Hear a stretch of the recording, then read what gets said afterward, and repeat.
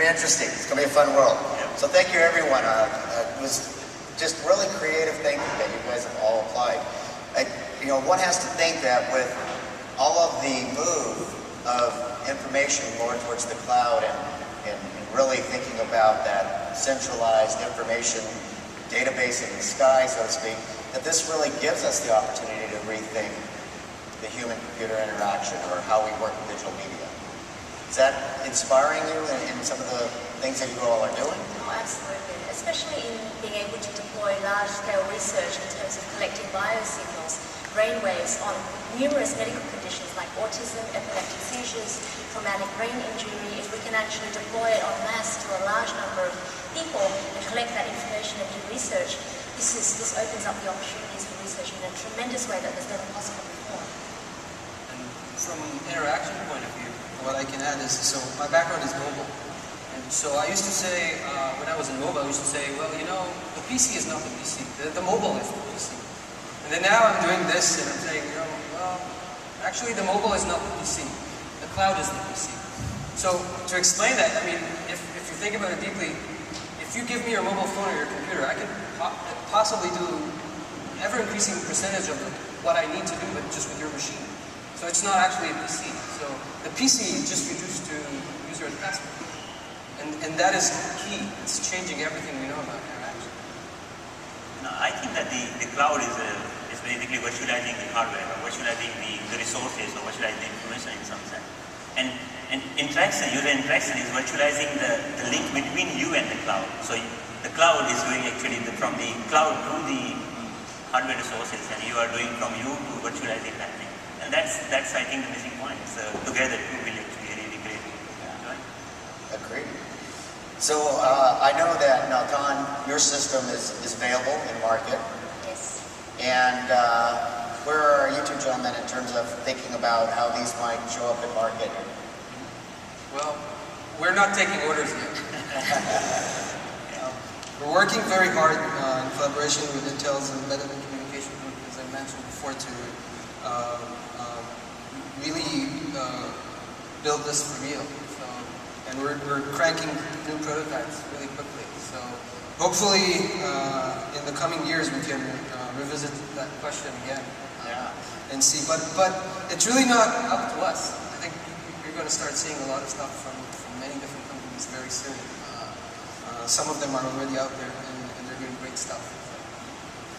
In terms of my particular project, I think there are lots of technical challenges still existing. The computer vision systems are not as robust as go to the real market yet.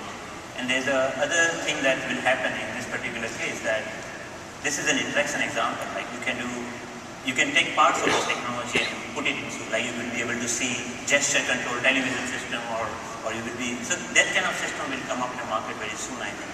I don't think it will come from me, but it will come from the people, and that's what I'm interested to see.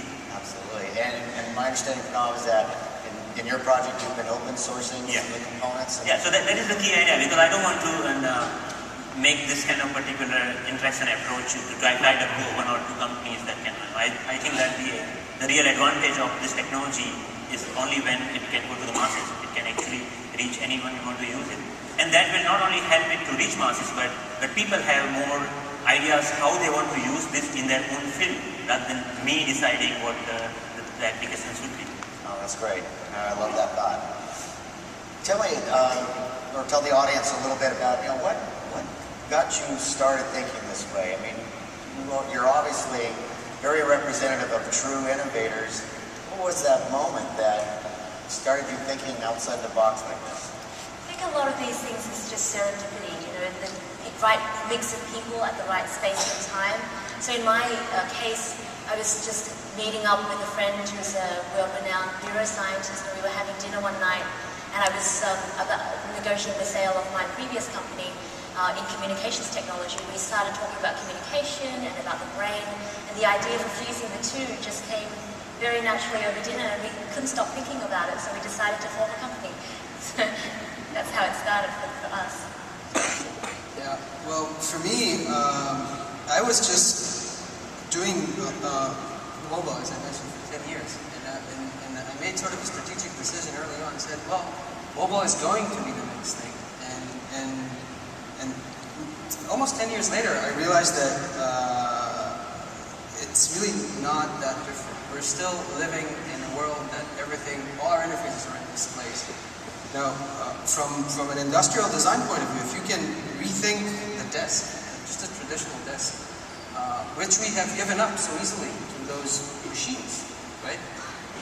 And I think Pranav captured this very well in his talk, and it's just, and this may sound a little bit, I want to say even kiddish. There's a perfect storm of mobile computing, wireless communication, and these great new projection technologies that are getting smaller. And it's the right time to integrate them.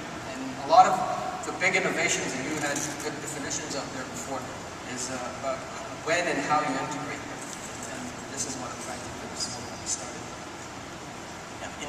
I think for my case, I'm doing this exploration, lots of exploration, failed lots of time, and then, learn a lot from the failures and then keep moving. And the reason why I'm doing this, because I personally think there's no need for us to have two separate worlds. Because as a human, we are living for maybe thousands of years in a physical world, and we still living in that world. The digital world comes from, like we say, 30 years, maybe maximum now, and then trying to capture our life. We are becoming social inside the digital world and stuff like that. So I'm trying to make a point that maybe mixing these two worlds is a better approach than completely being digital or completely being physical or something like that. And learning from my past failures. Yeah. Well, it certainly, everything that you all have showed us today shows lots of promise. It's exciting to see this type of innovation. So thank you very much for Thank you. sharing that.